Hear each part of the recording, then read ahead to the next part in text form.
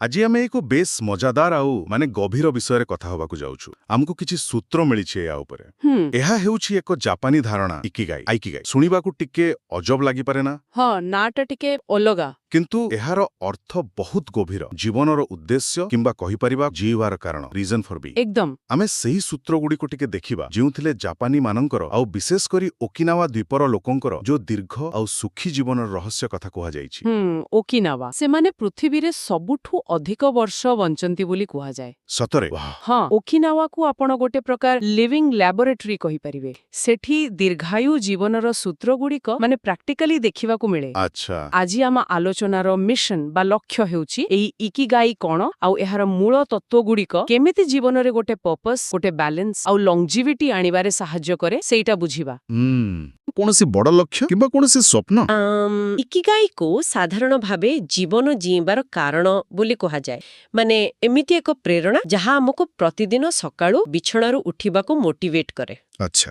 ଜାପାନୀ ବିଶ୍ୱାସ ଅନୁସାରେ ପ୍ରତ୍ୟେକ ବ୍ୟକ୍ତି ଭିତରେ ତାର ନିଜର ଇକିଗାଇ ଲୁଚି ରହିଥାଏ। ଆଉ ଏମିତି ନୁହେଁ ଯେ ସେଇଟା ଗୋଟେ ବହୁତ ବଡ଼ ଜିନିଷ ହେଇଥିବ। ଏହା ଆପଣଙ୍କ କାମ ହେଇପାରେ, ଆପଣଙ୍କ ପରିବାର ସହ ସମ୍ପର୍କ, କୌଣସି ନୂଆ ସ୍କିଲ୍ ଶିଖିବା କିମ୍ବା ସମାଜ ପାଇଁ କିଛି କରିବାର ଇଚ୍ଛା, କିଛି ବି ହୋଇପାରେ। ଛୋଟ ଜିନିଷ ବି ହୋଇପାରେ। ହଁ, ଏକଦମ।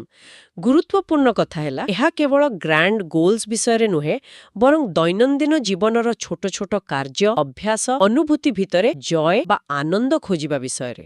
ଏଇଟା ବଡ଼ ଇଣ୍ଟରେଷ୍ଟିଂ କଥା, କାରଣ ଆମେ ସାଧାରଣତଃ ଭାବୁ ଯେ ଜୀବନର ଉଦ୍ଦେଶ୍ୟ କିଛି ବହୁତ ବଡ଼ ଅଚିଭମେଣ୍ଟ। ହଁ, ସେଇକି ତ ଫରକ। କିନ୍ତୁ ଏହା ଛୋଟ ଛୋଟ ଖୁସିରେ ଅଛି ବୋଲି କହିବା, ଏହା ତ ଜୀବନକୁ ଦେଖିବାର ଗୋଟେ ପୁରା ଅଲଗା ଦୃଷ୍ଟିକୋଣ। ଆପଣ କହୁଥିଲେ ଜାପାନରେ ରିଟାୟାରମେଣ୍ଟ ବା ଅବସରର ଧାରଣା ବିଭିନ୍ନ, ସେ ବିଷୟରେ ଟିକେ କୁହନ୍ତୁ। ହଁ, ସେଇଟା ବି ଖୁବ୍ ଇମ୍ପୋର୍ଟାଣ୍ଟ। ଦେଖନ୍ତୁ, ଜାପାନୀ ସଂସ୍କୃତିରେ ଆମ ୱେଷ୍ଟର୍ଣ୍ଣ କଣ୍ଟ୍ରିଜ୍ ପରି ଏକ ନିର୍ଦ୍ଦିଷ୍ଟ ବୟସରେ କାମରୁ ପୁରା ରିଟାୟାରମେଣ୍ଟ ନେବାର କନସେପ୍ଟ ସେତେଟା ପପୁଲାର ନୁହେଁ। ଓହୋ। ଲୋକମାନେ ଯେତେ ଦିନ ସମ୍ଭବ, ଯେପର୍ଯ୍ୟନ୍ତ ସ୍ୱାସ୍ଥ୍ୟ ସାଥ ଦେଉଛି, ସେତେ ଦିନ କିଛି ନା କିଛି କାମରେ ନିଜକୁ ଏଙ୍ଗେଜ୍ ରଖନ୍ତି। କାହିଁକି? କାରଣ ସେମାନଙ୍କ ପାଇଁ କାମ କେବଳ ପଇସା ପାଇଁ ନୁହେଁ, ଏହା ତାଙ୍କର ଆଇଡେଣ୍ଟିଟିର ଅଂଶ, ସାମାଜିକ କଣ୍ଟ୍ରିବ୍ୟୁସନ୍ ଆଉ ମେଣ୍ଟାଲ ସାଟିସ୍ଫ୍ୟାକ୍ସନର ଗୋଟେ ବଡ଼ ସୋର୍ସ। ସେମାନେ ଯେଉଁ କାମକୁ ଭଲ ପାଆନ୍ତି ତାହା କରନ୍ତି। କିନ୍ତୁ ମୋ ମନରେ ଗୋଟେ ପ୍ରଶ୍ନ ଆସୁଛି, ଏଇଟା କ'ଣ ସବୁ କ୍ଷେତ୍ରରେ ସମ୍ଭବ? ବୟସ ବଢ଼ିଲେ ତ ଶାରୀରିକ ଲିମିଟେସନ୍ସ ଆସେ, ସେତେବେଳେ କ'ଣ କରନ୍ତି? ହଁ, ଆପଣଙ୍କର ପ୍ରଶ୍ନ ଠିକ୍। ସମସ୍ତଙ୍କ ପାଇଁ ତ ସମାନ ଭାବେ ଆପ୍ଲାଇ ନ ହୋଇପାରେ, ବିଶେଷ କରି ଯେଉଁମାନେ ବହୁତ ଫିଜିକାଲ ଲେବର କରନ୍ତି। କିନ୍ତୁ ମୂଳ କଥା ହେଉଛି ମାଇଣ୍ଡସେଟ୍, ମନୋଭାବ। ଆଚ୍ଛା, କାମ ପୁରା ବନ୍ଦ କରିଦେଇ ପୁରା ଇନ୍ଆକ୍ଟିଭ ହୋଇଯିବା ପରିବର୍ତ୍ତେ ସେମାନେ ନିଜ ସାମର୍ଥ୍ୟ ଅନୁସାରେ କିଛି ନା କିଛି ଆକ୍ଟିଭିଟିରେ ନିଜକୁ ଜଡ଼ିତ ରଖନ୍ତି। ତାହା ବଗିଚା କାମ ହେଉ, କିଛି ହ୍ୟାଣ୍ଡିକ୍ରାଫ୍ଟ ହେଉ ବା ନାତି ନାତୁଣୀଙ୍କୁ କିଛି ଶିଖାଇବା ହେଉ। ବୁଝିଲି। ଏହି ଯୋଉ କଣ୍ଟିନ୍ୟୁଅସ୍ ଆକ୍ଟିଭିଟି ଆଉ ପର୍ପସଫୁଲନେସ୍, ସେଇଟା ହିଁ ତାଙ୍କୁ ଫିଜିକାଲି ଆଉ ମେଣ୍ଟାଲି ସୁସ୍ଥ ରଖିବାରେ ବହୁତ ସାହାଯ୍ୟ କରେ। ବୁଝିଲି। ତେବେ ଏଇ ଇକିଗାଇର ଧାରଣାକୁ ବାସ୍ତବ ଜୀବନରେ ଦେଖିବାକୁ ହେଲେ ଓକିନାୱା ଗୋଟେ ବଢିଆ ଉଦାହରଣ। ଚାଲନ୍ତୁ ସେଇ ଲଙ୍ଗେଭିଟି ଆଇଲାଣ୍ଡ ବା ଦୀର୍ଘାୟୁ ଦ୍ୱୀପ ବିଷୟରେ ଆଉ ଟିକେ ଡିଟେଲରେ ଯିବା। ଶୁଣିଛି ସେଠାରେ ସେଣ୍ଟେନାରିଆନ୍ସ 100 ବର୍ଷରୁ ଅଧିକ ବୟସ୍କ ଲୋକଙ୍କ ସଂଖ୍ୟା ପୃଥିବୀରେ ସବୁଠୁ ବେଶୀ। ହଁ, ଏକଦମ ଠିକ୍। ଏହା ପଛର ରହସ୍ୟ କ'ଣ? କେମିତି ଏମିତି ହୁଏ? ହଁ, ଓକିନାୱାର ଲାଇଫଷ୍ଟାଇଲରେ ହିଁ ତାର ରହସ୍ୟ ଲୁଚି ରହିଛି। ସେମାନଙ୍କ ଜୀବନଶୈଳୀର କିଛି ମୁଖ୍ୟ ସ୍ତମ୍ଭ ବା ପିଲର ଅଛି। ଆମେ ଏହାକୁ ଦୁଇ ଭାଗରେ ଦେଖିପାରିବା। ଗୋଟେ ହେଲା ଫିଜିକାଲ ଫାଉଣ୍ଡେସନ, ଶାରୀରିକ ସ୍ୱାସ୍ଥ୍ୟ। ଆଚ୍ଛା। ଆଉ ଅନ୍ୟଟି ହେଲା ସୋସିଆଲ ଆଣ୍ଡ ମେଣ୍ଟାଲ ଫ୍ୟାବ୍ରିକ, ସାମାଜିକ ଓ ମାନସିକ ସ୍ୱାସ୍ଥ୍ୟ। ତେବେ ପ୍ରଥମେ ଫିଜିକାଲ ଦିଗ ବିଷୟରେ କୁହନ୍ତୁ। ଡାଏଟ୍ ଆଉ ଆକ୍ଟିଭିଟି କେମିତି ତାଙ୍କର? ଖାଦ୍ୟପେୟ ଦେଖିଲେ ସେମାନେ ମୁଖ୍ୟତଃ ସ୍ଥାନୀୟ, ତାଜା ଆଉ ପ୍ରାକୃତିକ ଜିନିଷ ଖାଆନ୍ତି। ପନିପରିବା, ବିଶେଷ କରି ମିଠା ଆଳୁ, ସୋୟା ବେସ୍ଡ ଖାଦ୍ୟ ଯେମିତି ଟୋଫୁ ଆଉ ସାମୁଦ୍ରିକ ଖାଦ୍ୟ ସି ଫୁଡ୍ ଯଥେଷ୍ଟ ପରିମାଣରେ ଥାଏ। ଆଉ ମାଂସ? ମାଂସ ଖୁବ୍ କମ୍, ନାହିଁ କହିଲେ ଚଳେ। ଆଉ ସବୁଠୁ ଇଣ୍ଟରେଷ୍ଟିଂ ନିୟମ ହେଉଛି ହାରାହାଚିବୁ। ହାରାହାଚିବୁ, ବାଃ, ଏହାର ମାନେ କ'ଣ? ଶୁଣିବାକୁ ବଡ଼ ଆକର୍ଷକ ଲାଗୁଛି। ହଁ, ଏହାର ଅର୍ଥ ହେଉଛି ପେଟ ପୁରା ଭରିବା ପୂର୍ବରୁ ଖାଇବା ବନ୍ଦ କରିଦେବା। ପେଟ ପ୍ରାୟ 80% ଭରିଗଲେ ଆଉ ଖାଇବେନି। ଦି 80% ଫୁଲ୍ ରୁଲ୍। ଓହୋ, ଓଭର ଇଟିଂ ବିଲକୁଲ ନାହିଁ। ଏକଦମ। ଅତ୍ୟଧିକ ଖାଇବାରୁ ଦୂରେଇ ରହିବା, ଏହା ପଛରେ ସାଇଣ୍ଟିଫିକ୍ ରିଜନ୍ ବି ଅଛି। କମ୍ କ୍ୟାଲୋରି ଖାଇବା ଲଞ୍ଜିଭିଟି ସହ ଲିଙ୍କ୍ଡ ବୋଲି ବହୁତ ରିସର୍ଚ୍ଚ କହୁଛି। ଆଉ ଗୋଟେ କଥା, ସେମାନେ ଖାଦ୍ୟକୁ ଛୋଟ ଛୋଟ ପାତ୍ରରେ ପରସନ୍ତି, ସେଇଟା ବି କମ୍ ଖାଇବାରେ ସାହାଯ୍ୟ କରେ। ଏହା ତ ଆମ ସମସ୍ତଙ୍କ ପାଇଁ ଏକ ବଡ଼ ଶିକ୍ଷା। ଆଉ ଫିଜିକାଲ ଆକ୍ଟିଭିଟି, ସେମାନେ କ'ଣ ଜିମ୍ ଯାଆନ୍ତି କି ମାରାଥନ ଦୌଡନ୍ତି? ନାଇଁ, ବିଲକୁଲ ସେମିତି ନୁହେଁ। ଇଣ୍ଟେନ୍ସ ୱାର୍କଆଉଟ୍ ବା କଠିନ ବ୍ୟାୟାମ ବଦଳରେ ତାଙ୍କ ଜୀବନରେ ରେଗୁଲାର ଜେଣ୍ଟଲ ଆକ୍ଟିଭିଟି ସାମିଲ ଥାଏ। ଯେମିତି କି ଚାଲିବା, ଗାର୍ଡେନିଂ ବା ବଗିଚା କାମ, ଘରର ନୀତିଦିନିଆ କାମ ଆଉ ଟାଇଚି ବା ଯୋଗ ଭଳି ହାଲକା ବ୍ୟାୟାମ। ମୂଳ କଥା ହେଲା ଦିନସାରା ଆକ୍ଟିଭ ରହିବା, କିନ୍ତୁ ଏହାକୁ ଗୋଟେ ବୋଝ ଭାବରେ ନୁହେଁ, ଜୀବନର ଗୋଟେ ନ୍ୟାଚୁରାଲ ପାର୍ଟ ଭାବରେ। ଆଉ ଗାର୍ଡେନିଂ କରିବା ସମୟରେ ବୋଧହୁଏ ସେମାନେ ଫ୍ଲୋ ଅବସ୍ଥା ବି ଅନୁଭବ କରନ୍ତି। ସେ ବିଷୟରେ ଆମେ ପରେ ଆହୁରି କଥା ହେବା। ବହୁତ ବଢିଆ। ଏବେ ଆସିବା ସାମାଜିକ ଓ ମାନସିକ ଦିଗକୁ। କମ୍ୟୁନିଟି ବା ଗୋଷ୍ଠୀ ଆଉ ଷ୍ଟ୍ରେସ୍ ମ୍ୟାନେଜମେଣ୍ଟ, ମାନସିକ ଚାପ ପରିଚାଳନା, ଏହାର କଣ ଭୂମିକା? ଏହା ଏତେ ଇମ୍ପୋର୍ଟାଣ୍ଟ କାହିଁକି? ଓହୋ, ଏହା ଅତ୍ୟନ୍ତ ଗୁରୁତ୍ୱପୂର୍ଣ୍ଣ। ଓକିନାୱାରେ ବହୁତ ଷ୍ଟ୍ରଙ୍ଗ ସୋସିଆଲ ବଣ୍ଡିଂ ଦେଖିବାକୁ ମିଳେ। ସେଠାରେ ମୋଆଇ ବୋଲି ଏକ ପୁରୁଣା ପରମ୍ପରା ଅଛି। ମୋଆଇ? ହଁ, ମୋଆଇ। ଏଗୁଡ଼ିକ ହେଉଛି ଏକ ପ୍ରକାରର ସୋସିଆଲ ସପୋର୍ଟ ଗ୍ରୁପ। ମାନେ କିଛି ଲୋକ ପିଲାଦିନୁ ଏକାଠି ହୁଅନ୍ତି, ଗୋଟେ ଗ୍ରୁପ କରନ୍ତି ଆଉ ଜୀବନ ସାରା ପରସ୍ପରକୁ ସାହାଯ୍ୟ କରନ୍ତି, ଇମୋସନାଲି, ସୋସିଆଲି, ଏପରିକି ଆର୍ଥିକ ସ୍ତରରେ ବି। ବାଃ, ଏହା ତ ଆମ ଗାଁ ଗହଳିର ସାଙ୍ଗସାଥୀ ପରି। କିଛିଟା ସେମିତି, କିନ୍ତୁ ବହୁତ ଷ୍ଟ୍ରକ୍ଚର୍ଡ ଆଉ ଲାଇଫ ଲଙ୍ଗ। ଏହା କେବଳ ସାହାଯ୍ୟ ନୁହେଁ, ଗୋଟେ ସେୟାର୍ଡ ପର୍ପସ୍ ଆଉ ଆକାଉଣ୍ଟେବିଲିଟିର ଭାବନା ବି ସୃଷ୍ଟି କରେ। ଏହି ମୋହାଇ ବ୍ୟବସ୍ଥା ତ ବହୁତ ଭଲ ଶୁଭୁଛି, କିନ୍ତୁ ମୋ ମନରେ ଗୋଟେ ସନ୍ଦେହ ଆସୁଛି। ଏତେ ଷ୍ଟ୍ରଙ୍ଗ ସାମାଜିକ ଗୋଷ୍ଠୀରେ ଇଣ୍ଡିଭିଜୁଆଲ ଫ୍ରିଡମ ବା ବ୍ୟକ୍ତିଗତ ସ୍ୱାଧୀନତା କମିଯିବାର ଚାନ୍ସ ନାହିଁ କି? ମାନେ ସବୁବେଳେ ଗୋଷ୍ଠୀ ସହ ଚାଲିବାକୁ ପଡେନି ତ? ହଁ, ଏହା ଏକ ଭ୍ୟାଲିଡ ପ୍ରଶ୍ନ। ଦେଖନ୍ତୁ, ଯେକୌଣସି ସାମାଜିକ ବ୍ୟବସ୍ଥାର ପଜିଟିଭ ଆଉ ନେଗେଟିଭ ଦିଗ ଥାଇପାରେ, କିନ୍ତୁ ଓକିନାୱାର ସଂସ୍କୃତିରେ ଆଉ ଗୋଟେ ଧାରଣା ଅଛି, ଇଚାରିବା ଚୋଡେ। ଇଚାରିବା ଚୋଡେ? ହଁ, ତା ମାନେ ହେଉଛି ଥରେ ଭେଟିଲେ ଆମେ ସବୁ ଭାଇ ଭଉଣୀ। ଏହା ଏକ ପ୍ରକାର ସମସ୍ତଙ୍କୁ ଆପଣେଇ ନେବାର ଭାବନା। ଗୋଷ୍ଠୀ ଗୁରୁତ୍ୱପୂର୍ଣ୍ଣ, କିନ୍ତୁ ଏହା ବୋଝ ପରି ନୁହେଁ, ବରଂ ଏକ ସୁରକ୍ଷା କବଚ ପରି। ଏହା ଇମୋସନାଲ ଷ୍ଟେବିଲିଟି ଦିଏ ଆଉ ଲୋନଲିନେସ ଦୂର କରେ, ଯାହା ଆଜିକାଲି ଗୋଟେ ବଡ ସମସ୍ୟା। ବାଲାନ୍ସଟା ଇମ୍ପୋର୍ଟାଣ୍ଟ।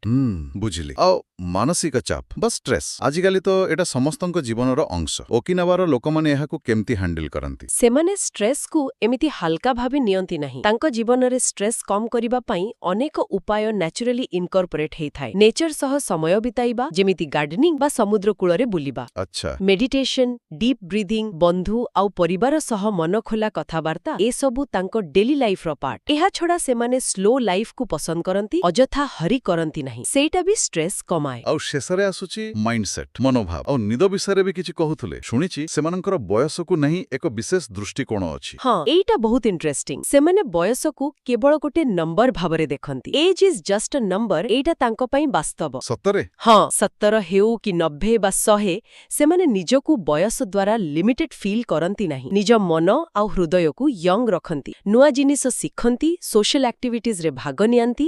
ଏହି ୟୁଥଫୁଲ୍ ମାଇଣ୍ଡସେଟ୍ ହିଁ ତାଙ୍କୁ ଆକ୍ଟିଭ ରଖେ। ୱାଓ। ଆଉ ତା ସହିତ ପର୍ଯ୍ୟାପ୍ତ ସ୍ଲିପ୍, ମାନେ ଭଲ ନିଦ ଆଉ ଦିନରେ ଛୋଟ ପାୱାର ନ୍ୟାପ୍ ନେବା, ଏଇଟା ବି ତାଙ୍କର ସୁସ୍ଥ ଜୀବନର ଗୋଟେ ଅଂଶ। ବଡି ଆଉ ମାଇଣ୍ଡକୁ ରିଜୁଭେନେଟ୍ କରିବା ପାଇଁ ଏହା ଜରୁରୀ। ଆଚ୍ଛା। ଏହା ସହିତ ଆଉ ଗୋଟେ ଜାପାନୀ ଦର୍ଶନ ଜଡ଼ିତ ଅଛି, ୱାବି ସାବି। ୱାବି-ସାବି, ଏଇଟା ପୁଣି କଣ? ନୂଆ ନୂଆ ଶବ୍ଦ ଶୁଣିବାକୁ ମିଳୁଛି ଆଜି।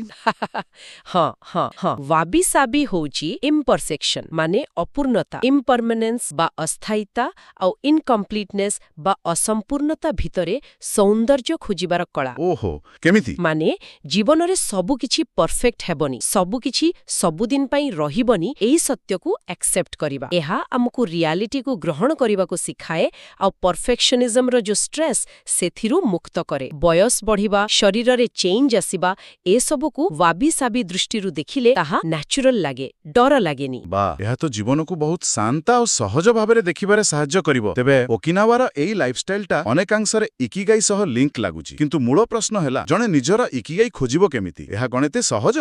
ଏଇଟା ସହଜ ନୁହେଁ ବୋଧେ, କାରଣ ଏଥିପାଇଁ ସେଲ୍ଫ ରିଫ୍ଲେକ୍ସନ ବା ଆତ୍ମମନ୍ଥନ ଦରକାର। କିନ୍ତୁ ଅସମ୍ଭବ ବି ନୁହେଁ। ଆମ ଭିତରେ ହିଁ ତାର ଆନ୍ସର ଲୁଚି ରହିଛି। କିଛି ପ୍ରଶ୍ନ ନିଜକୁ ପଚାରିବାକୁ ପଡିବ। କି ପ୍ରଶ୍ନ? ଯେମିତିକି, ପହିଲା, ମୋତେ କେଉଁ ଜିନିଷ କରିବାକୁ ସବୁଠୁ ଭଲ ଲାଗେ? What do I love? 2, ମୁଁ କେଉଁ କାମରେ ଭଲ ବା ମୋର ସ୍କିଲ୍ କଣ? What M I good at?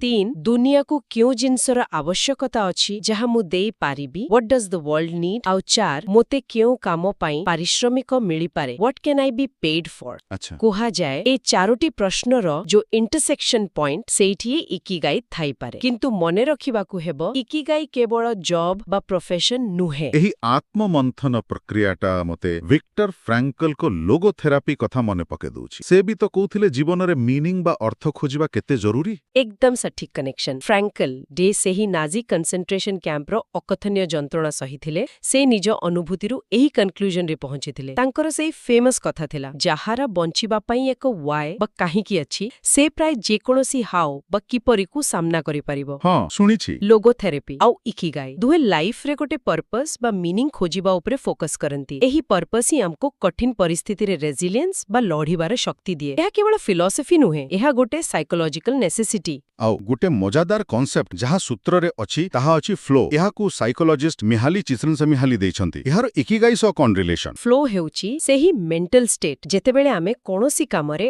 ଏତେ ଡିପଲି ଇନଭଲ୍ଭ ହେଇଯାଉ ଯେ ଆମକୁ ସମୟ, ସ୍ଥାନ, ଏପରିକି ନିଜ ବିଷୟରେ ବି ଖ୍ୟାଲ ରହେ ନାହିଁ। ଓହୋ। ଆମର ପୁରା ଆଟେନସନ ସେହି କାମରେ କନସେନ୍ଟ୍ରେଟ୍ ହେଇଥାଏ ଆଉ ଆମେ ସେଥିରୁ ଏକ ଅପୂର୍ବ ଆନନ୍ଦ ଆଉ ସାଟିସ୍ଫ୍ୟାକ୍ସନ୍ ପାଉ। ଏହି ସମୟରେ ଆମେ ସବୁଠୁ ଅଧିକ କ୍ରିଏଟିଭ ଆଉ ପ୍ରଡକ୍ଟିଭ ଅନୁଭବ କରୁ। ତେବେ ଏ ଫ୍ଲୋ ଷ୍ଟେଟଟା ଇକିଗାଇ ଖୋଜିବାରେ କେମିତି ହେଲ୍ପ କରେ? ଫ୍ଲୋ ଷ୍ଟେଟଟା ଇକିଗାଇ ଖୋଜିବାରେ ଗୋଟେ କ୍ଲୁ ବା ସୂଚକ ହେଇପାରେ। ଯେଉଁ କାମ କରିବା ବେଳେ ଆପଣ ସମୟ ଭୁଲିଯାଆନ୍ତି, ଯେଉଁ କାମ ଆପଣଙ୍କୁ ଚ୍ୟାଲେଞ୍ଜ କରେ କିନ୍ତୁ ଆପଣଙ୍କୁ ସ୍କିଲ୍ ସହ ମ୍ୟାଚ୍ କରେ, ସେଇ କାମ ହୁଏତ ଆପଣଙ୍କ ପ୍ୟାସନ୍ ବା ସ୍କିଲ୍ ସହ ରିଲେଟେଡ୍। ଆଚ୍ଛା। ଆଉ ଏଇ ପ୍ୟାସନ୍ ଓ ସ୍କିଲ୍ ତ ଇକିଗାଇର ମୁଖ୍ୟ ଅଂଶ। ଓକିନାୱାର ଲୋକମାନେ ତାଙ୍କ ଡେଲି କାମ, ଗାର୍ଡେନିଂ, କିଛି ଶିଳ୍ପକଳା, ଏପରିକି ରୋଷେଇ କରିବାରେ ବି ଏଇ ଫ୍ଲୋ ଷ୍ଟେଟ୍ ପାଆନ୍ତି। ଯେତେବେଳେ ଆପଣ ନିଜ ଇକିଗାଇ ସହ ଜଡ଼ିତ କାମରେ ଫ୍ଲୋ ପାଆନ୍ତି, ଜୀବନ ଆହୁରି ମିନିଂଫୁଲ୍ ଆଉ ଜୟଫୁଲ୍ ଲାଗେ।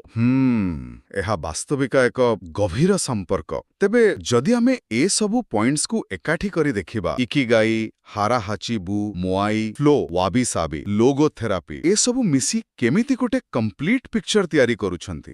ଏଇଠି ହିଁ ବୋଧେ ପ୍ରକୃତ ରହସ୍ୟ ଅଛି। ମୋତେ ଲାଗୁଛି ଓକିନାୱା ଲଞ୍ଜିଭିଟିର ପ୍ରକୃତ କାରଣ କୌଣସି ଗୋଟିଏ ସିଙ୍ଗଲ ଫ୍ୟାକ୍ଟର ନୁହେଁ, ବରଂ ଏଇସବୁ ଏଲିମେଣ୍ଟସର ସିନର୍ଜି ବା ସାମୂହିକ ପ୍ରଭାବ। କେମିତି? ଭାବି ଦେଖନ୍ତୁ, ଗୋଟେ ଷ୍ଟ୍ରଙ୍ଗ ସୋସିଆଲ ସପୋର୍ଟ ମୁଆଇ ଆପଣଙ୍କୁ ଲାଇଫର ଅପ୍ସ ଆଣ୍ଡ ଡାଉନ୍ସରେ ଷ୍ଟେବଲ ରହିବାକୁ ରେଜିଲିଏନ୍ସ ସାହାଯ୍ୟ କରେ। ତା ଦ୍ୱାରା ଆପଣ ନିଜ ପର୍ପସ୍ ଇକିଗାଇକୁ ଫଲୋ କରିବାକୁ ସାହସ ପାଆନ୍ତି। ଏପରିକି ଯେତେବେଳେ ଜିନିଷଗୁଡ଼ିକ ପରଫେକ୍ଟ ନଥାଏ, ୱାବି-ସାବି, ଠିକ୍। ଲାଇଟ୍ ଡାଏଟ୍, ହାରାହାଚିବୁ ଓ ରେଗୁଲାର ଆକ୍ଟିଭିଟି ଶରୀରକୁ ସୁସ୍ଥ ରଖେ, ଯାହାଦ୍ୱାରା ଆପଣ ନିଜ ଇକିଗାଇ କାମରେ ଫ୍ଲୋ ଅନୁଭବ କରିବାକୁ କେପେବଲ ହୁଅନ୍ତି। ସବୁକିଛି ଇଣ୍ଟରକନେକ୍ଟେଡ୍। ବାଃ, ଏହା ଏକ ଚମତ୍କାର ସିନ୍ଥେସିସ୍। ଏହି ଧାରଣାଗୁଡ଼ିକୁ ଆହୁରି ଭଲ ଭାବେ ବୁଝିବା ପାଇଁ ସୂତ୍ରରେ କିଛି ରିଅଲ ଲାଇଫ ଏକ୍ସାମ୍ପଲ୍ସ ବି ଦିଆଯାଇଛି ନା? ହଁ, କିଛି ବହୁତ ଇନ୍ସ୍ପାଇରିଂ କାହାଣୀ ଅଛି। ଯେମିତି ଜଣେ 102 ବର୍ଷିଆ ମହିଳା ଯାହାଙ୍କର ଇକିଗାଇ ଥିଲା ତାଙ୍କ ଛୋଟ ବଗିଚା। ସେ ପ୍ରତିଦିନ ସେଠି ନିଜ ହାତରେ ଫୁଲ ଓ ପରିବା ଚାଷ କରୁଥିଲେ। ତାଙ୍କ ପାଇଁ ଏହା କେବଳ କାମ ନଥିଲା, ଏହା ତାଙ୍କ ଜୀବନର ଜୟ ଥିଲା। ଆଉ ଜଣେ 98 ବର୍ଷିଆ ମହିଳାଙ୍କ କଥା ମଧ୍ୟ ମନେ ପଡୁଛି, ଯିଏ ଜୀବନରେ ବହୁତ ଦୁଃଖ କଷ୍ଟ ଦେଖିଥିଲେ ବି ସବୁବେଳେ ହସୁଥିଲେ। ସେ କହୁଥିଲେ, ଯଦି ତୁମେ ହସିବା ବନ୍ଦ କରିଦିଅ ତେବେ ଜୀବନ ବି ତମଠାରୁ ଦୂରେଇ ଯିବ। କି ଅଦ୍ଭୁତ ମାଇଣ୍ଡସେଟ୍! ସତରେ। ସେହିପରି ଜଣେ 105 ବର୍ଷୀୟ ବୃଦ୍ଧ ଯିଏ ନିଜ ପରିବାରକୁ ହରାଇବା ପରେ ଗାର୍ଡେନିଂରେ ନିଜ ଜୀବନର ନୂଆ ମିନିଂ ପାଇଥିଲେ। ଗଛ ଲଗାଇବା ତାଙ୍କୁ ଶିଖାଇଲା ଯେ ଜୀବନ କେବେ ଅଟକିଯାଏ ନାହିଁ, ନୂଆ ଜୀବନ ସବୁବେଳେ ସମ୍ଭବ। ଏହି ଏକ୍ସାମ୍ପଲ୍ସ ଗୁଡ଼ିକ ରେଜିଲିଏନ୍ସ ବା ଲଢ଼ିବାର ଶକ୍ତିକୁ ଦର୍ଶାଏ। ଜାପାନୀରେ ଗୋଟେ କଥା ଅଛି, ନାନା କୋରୋବି ୟା ଓକି। ନାନା କରୋବି ୟା ଓକି? ତାର ମାନେ ହଉଛି 7 ଥର ପଡ଼ିଲେ ବି 8 ଥର ଉଠ। କିଛି କ୍ଷଣର ନୀରବତା। ଏହା କହିବା ସହଜ, କିନ୍ତୁ ବାସ୍ତବ ଜୀବନରେ କରି ଦେଖାଇବା ସେଇଟା ବଡ଼ କଥା। ନିଶ୍ଚୟ ନିଶ୍ଚୟ। ଆଉ ଏଥିପାଇଁ ବୋଧେ ସେହି ସୋଶାଲ ସପୋର୍ଟ ମୁଆଇ ଆଉ ଲାଇଫର ଗୋଟେ ୱାଇ ବା ପର୍ପସ୍ ଇକିଗାଇ ରହିବା ଏତେ ଇମ୍ପୋର୍ଟାଣ୍ଟ। କଠିନ ପରିସ୍ଥିତିକୁ ଗୋଟେ ବାଧା ନ ଭାବି ଗୋଟେ ଅପରଚ୍ୟୁନିଟି ଭାବରେ ଦେଖିବା। ଆଉ ସେଇ ଯୋଉ କଥା ଅଛି, ଯାହା ତମକୁ ଭାଙ୍ଗି ପାରେନି ତାହା ତମକୁ ଆହୁରି ଶକ୍ତିଶାଳୀ କରେ, ସେଇ ବିଶ୍ୱାସ ରଖି ଆଗକୁ ବଢିବା। ଏକ୍ସାକ୍ଟଲି। ଓକେ, ତେବେ ଏତେ ସବୁ ଆଲୋଚନା ପରେ ଯଦି ଆମେ ଏହାର ଗୋଟେ ସମରି ବା ମୁଖ୍ୟ ଶିକ୍ଷା ମାନେ ଟେକ୍ଆୱେଜ୍ କାଢିବାକୁ ଚେଷ୍ଟା କରିବା, ତେବେ ତାହା କଣ ହବ? ମୋ ମତରେ ମେନ୍ ଟେକ୍ଆୱେଜ୍ ଗୁଡ଼ିକ ହେଲା, ପ୍ରଥମତଃ ଫାଇଣ୍ଡ ପର୍ପସ୍। ନିଜର ଇକିଗାଇ କଣ ତାହା ଜାଣିବାକୁ ଚେଷ୍ଟା କରନ୍ତୁ, ଛୋଟ ହେଉ କି ବଡ଼। ଦ୍ୱିତୀୟ, ଇଟ୍ ଲାଇଟଲି, ସେଇ ହାରାହାଚିବୁ ନିୟମ ମନେ ରଖନ୍ତୁ, 80% ରୁଲ୍। ଠିକ୍। ତୃତୀୟ, stay active, regular gentle physical ଆକ୍ଟିଭିଟିକୁ ଲାଇଫର ପାର୍ଟ କରନ୍ତୁ। ଚତୁର୍ଥ, build connections, strong social bonding, moai ପରି ବହୁତ ଇମ୍ପୋର୍ଟାଣ୍ଟ। ନିଶ୍ଚୟ। ପଞ୍ଚମ, ମ୍ୟାନେଜ ଷ୍ଟ୍ରେସ୍, ଲାଇଫକୁ ଟିକେ ସ୍ଲୋ ଡାଉନ୍ କରନ୍ତୁ, ନେଚର ସହ ଯୋଡ଼ି ହୁଅନ୍ତୁ। ଷଷ୍ଠ, ସିକ୍ ଫ୍ଲୋ, ଯେଉଁ କାମରେ ଆପଣ ହଜିଯାଆନ୍ତି ତାକୁ ଚିହ୍ନଟ କରନ୍ତୁ ଓ କରନ୍ତୁ। ଆଚ୍ଛା। ସପ୍ତମ ବି ରିଜିଲିଏଣ୍ଟ ପଡ଼ିଗଲେ ଉଠିବା ଶିଖନ୍ତୁ ନାନା କୋରୋବି ୟା ଓକି ଗୁରୁତ୍ୱପୂର୍ଣ୍ଣ ଆଉ ଅଷ୍ଟମ ଏମ୍ବ୍ରେସ୍ ଇମ୍ପରଫେକ୍ସନ ୱାବି ସାବି ମନେ ପକାନ୍ତୁ ସବୁକିଛି ପରଫେକ୍ଟ ହବା ଜରୁରୀ ନୁହେଁ ଏବଂ ସବୁଠୁ ଇମ୍ପୋର୍ଟାଣ୍ଟ କଥା ବୋଧେ ଏଇଆ ଯେ ଏଗୁଡ଼ିକ କୌଣସି ଅଲଗା ଅଲଗା ରୁଲ୍ସ ନୁହେଁ ବରଂ ଏକ ହୋଲିଷ୍ଟିକ ଲାଇଫଷ୍ଟାଇଲର ଅଂଶ ହଁ ସେଟା ହିଁ ମୂଳ କଥା ଏହା କୌଣସି ଓଭରନାଇଟ୍ ଚେଞ୍ଜର କଥା ନୁହେଁ ବରଂ ସ୍ମଲ୍ କନସିଷ୍ଟେଣ୍ଟ ହ୍ୟାବିଟ୍ସ ଦ୍ୱାରା ହିଁ ଏହା ସମ୍ଭବ ଧୀରେ ଧୀରେ ଏକଦମ ଏକିଗାଇ କୌଣସି ଡେଷ୍ଟିନେସନ ନୁହେଁ ଯେ ଆମେ ସେଠି ପହଞ୍ଚିଗଲେ କାମ ସରିଲା ଏହା ଏକ ଜର୍ଣ୍ଣି ଅଫ୍ ଡିସ୍କଭରି ଗୋଟେ ଯାତ୍ରା ଏହାର ମୂଳ ଲକ୍ଷ୍ୟ ହେଉଛି ଆମ ଡେଲି ଲାଇଫରେ ଜୟ ପର୍ପସ୍ ଆଉ ବ୍ୟାଲେନ୍ସ ଖୋଜିବା ଏବଂ ତାକୁ ବଞ୍ଚିବା ଏହା କୌଣସି ବିରାଟ ସଫଳତା ପାଇବା କିମ୍ବା ବହୁତ ଧନୀ ହେବା ବିଷୟରେ ନୁହେଁ ବୋଧେ ନା ସେମିତି ନୁହେଁ ବରଂ ଛୋଟ ଛୋଟ ମୁହୂର୍ତ୍ତରେ କଣ୍ଟେଣ୍ଟମେଣ୍ଟ ବା ସନ୍ତୋଷ ପାଇବା ବିଷୟରେ ପ୍ରତିଦିନ ସକାଳେ କିଛି କରିବାକୁ ଇଚ୍ଛା ହେବା ନିଜ କାମକୁ ଭଲ ପାଇବା ନିଜ ଆଖପାଖର ଲୋକଙ୍କ ସହ କନେକ୍ଟେଡ୍ ରହିବା ଏସବୁ ହିଁ ବୋଧହୁଏ ଏକିଗାଇର ସରଳ ରୂପ ହଁ ଆଉ ଏହି ଆଲୋଚନା ଶେଷରେ ଗୋଟେ ପ୍ରଶ୍ନ ମନକୁ ଆସୁଛି ଯାହା ସୂତ୍ରରେ ବି ପଚରାଯାଇଛି ଆପଣଙ୍କ ଏକିଗାଇ କଣ